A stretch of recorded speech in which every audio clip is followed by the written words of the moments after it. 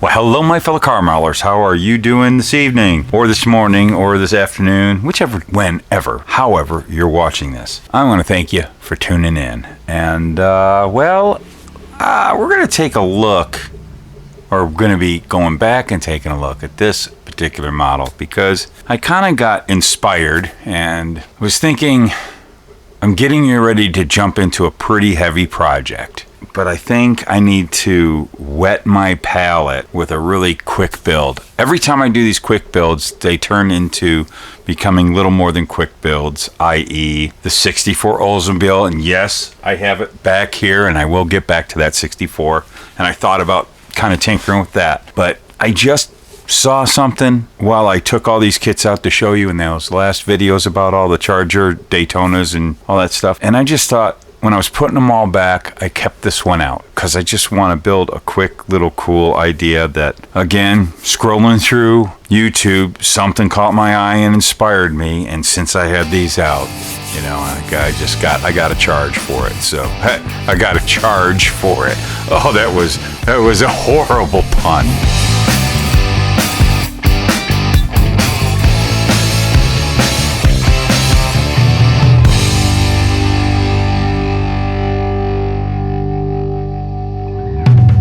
This is basically what I'm thinking here. Let's take this out and take a look at some things. We're going to do a little bit of mocking up. I already kind of was playing with a few ideas. I am going to build this as, you know, a Daytona.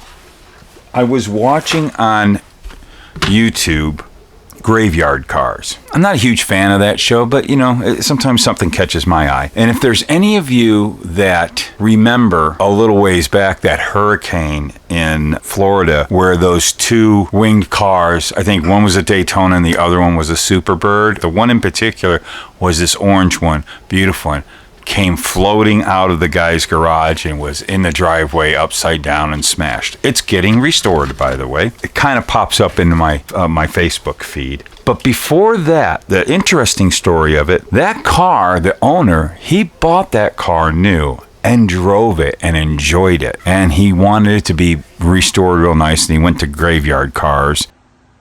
What? No. All right, I have to interrupt here real quick. As I'm doing a little more research and gathering photos as I'm editing this, I'm talking about that particular car and Graveyard Cars.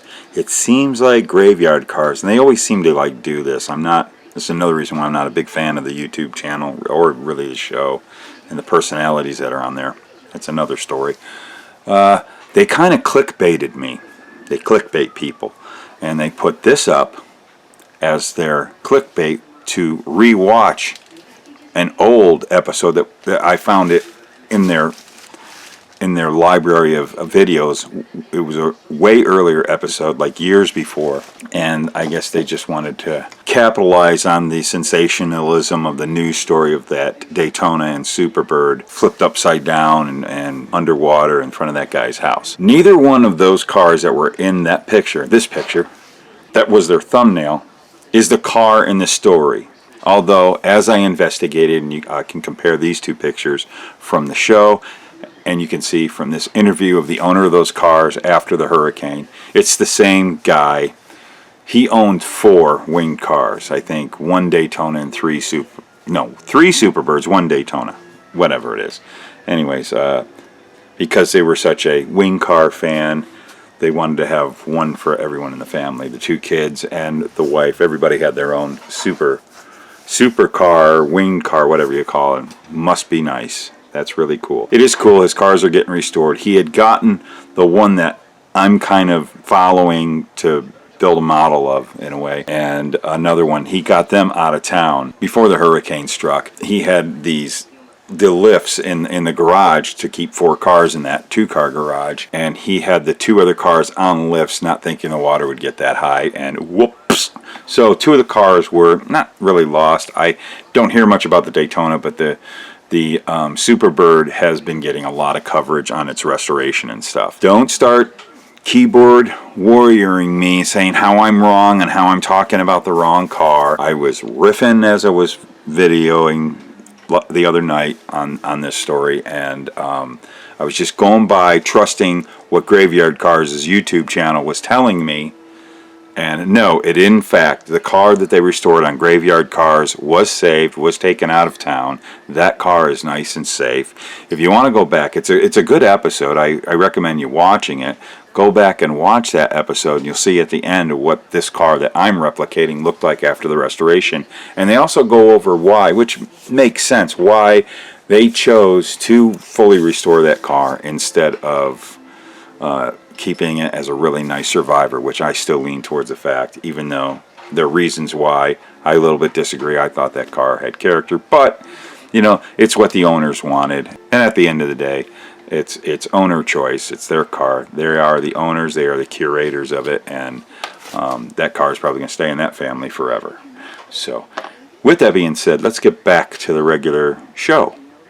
Ah! No! And it was actually a very beautiful Survivor. I took a real liking to the car. I don't know, it just caught my eye in that enjoyed, driven Survivor condition. And when the host of the show, I don't know the show that well, and I don't know the names, but host of the show brought an expert in, and they were talking about, do we really want to restore this vehicle, or is this a Survivor? Well, they ended up finding some really funky stuff on the car, and then it was like, okay, because they were gonna try to talk the owner into just keeping it. Maybe they just clean it up and do touch-up restorations. But me personally, I mean, I can get it when you're someone who's got that, and it's the husband and wife went on their first date in the car and all that, and had a lot of fun with it.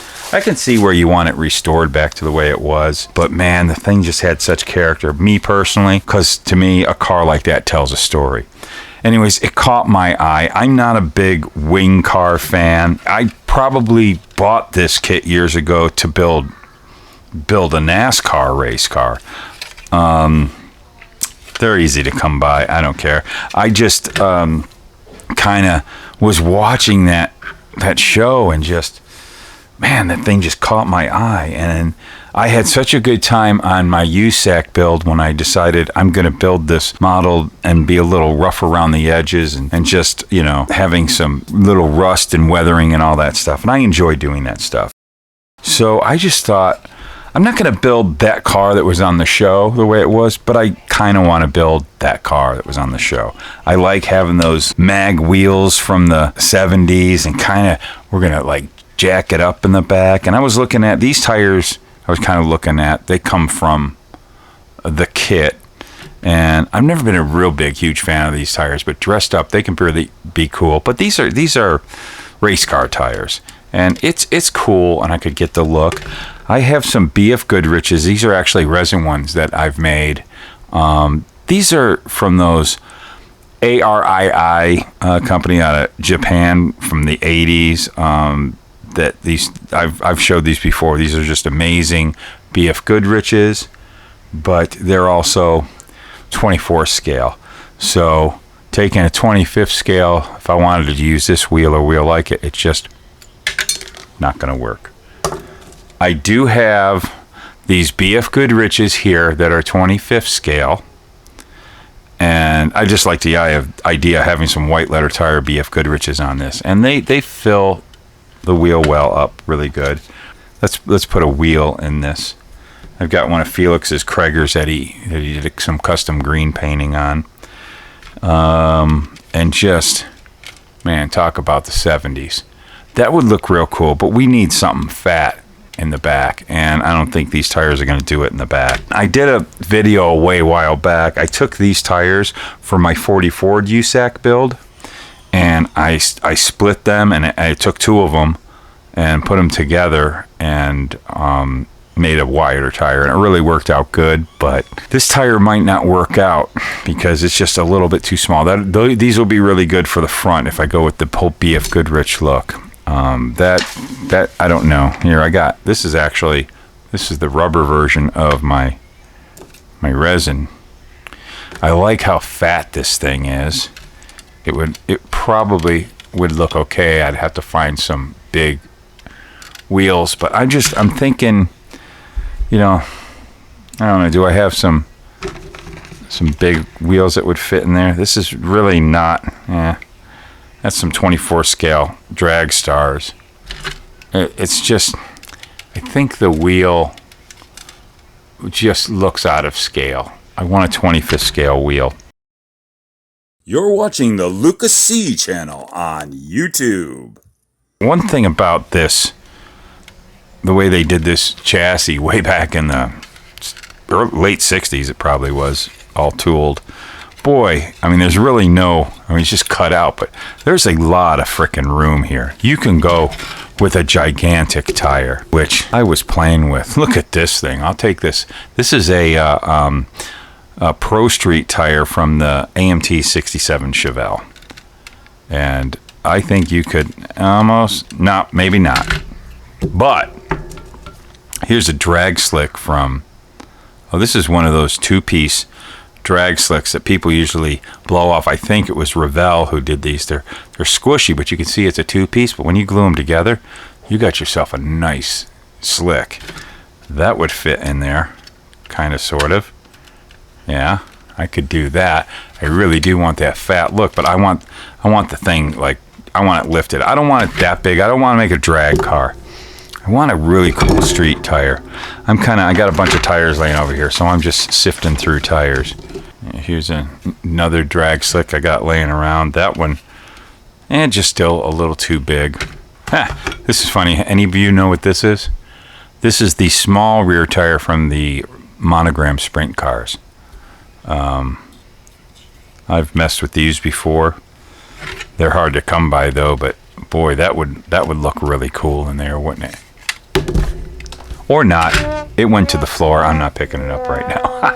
But I've got a lot of room in that back tire area to fit something really cool. I really want that look that was on the car in the TV show. Crying out loud, that really might work out with a nice, mag wheel. Not sure if I would go with Krager's. Yeah, just, that could be cool. Just have it kind of a little bit sticking out of the fender too. Kind of have it right there. That could have a really cool look. But I'm thinking what I'm going to do is I am going to do this orange with the black stripe in the back, and I think I'm just going to weather the heck out of it and wear it out and have kind of a dull paint job, maybe a little bit of oxidation here and there, and just give it that, man, we just have a ball with this car look. And I just think that would be just a fun little thing to do. Here's a cool, just for fun. Let's do the Pro Touring look. I don't know if this big tire will fit in there, but I'll jam it up in there. Well, there's a Pro Touring Charger for you. I'm not going in that direction with this. Yeah, I don't know. I'm thinking I gotta find that size tire would work really well. It's really wide, but it's kind of definitely has that 70s look. But this is a racing tire. But I bet you I could do a little sanding and changing up, and we got this tire. That won't work. I don't know. I really would love to have some big fat BF Goodriches in the back. I don't know. This might work. I just don't have the proper wheels for that. Anyways, just playing around. That's kind of an idea I had. I thought I'd share with you guys. I'm going to start tinkering around with this, and I'm really going to stay away from doing anything crazy with this model. I'm going to build it out of the box. I might do a little bit of wiring on the engine, but I'm going to basically concentrate on its whole stature, whatever look. I'm not going to do any modifications to the chassis. I'm going to take it as it is. I'm going to do everything. I'm going to go with the metal axle. I'm going to go with, as close to out of the box as we can go. I'm really liking, I want some BF Goodriches that'll work right with this car. I really want to go with BF Goodrich. So we will see. We'll see what we can go with. In the meantime, man, it's just fun to kind of sit here and do a little mocking up and playing around. And, another squirrel. What can I say? I got another squirrel. I made a cool video for you guys, and it created a squirrel. Oh well, we can live with it. I guess that's how it rolls. In the meantime, man, just kind of pull out some cool model car kits, and there's some old drag sticks. Those are the Firestones from a Johan kit. That can give you an idea right there too. Gotta look at it. We can't walk away from this. We gotta look at this too. Gotta mock it up. Put the old Krager SS in there. Oh yeah. There we go. Holy early 70s pro stocker. Man, you can have a lot of fun here. Alrighty, well, just grab a kit off the shelf, take some tires, some wheels, lay it out, start stuffing them up underneath the fenders. Just, that's something that just, gives you, it really brings what could be a project into focus. I do that all the time. This is just one of my fun little pastimes in the hobby. I just enjoy doing so much. Ooh, all kinds of crazy tires here. Well, that's just nuts, isn't it? All right, well, just go ahead, grab that kit, shove the tire up in there. Just do that and have fun. Why do we do this with model cars? Because they're fun. Here's the producers.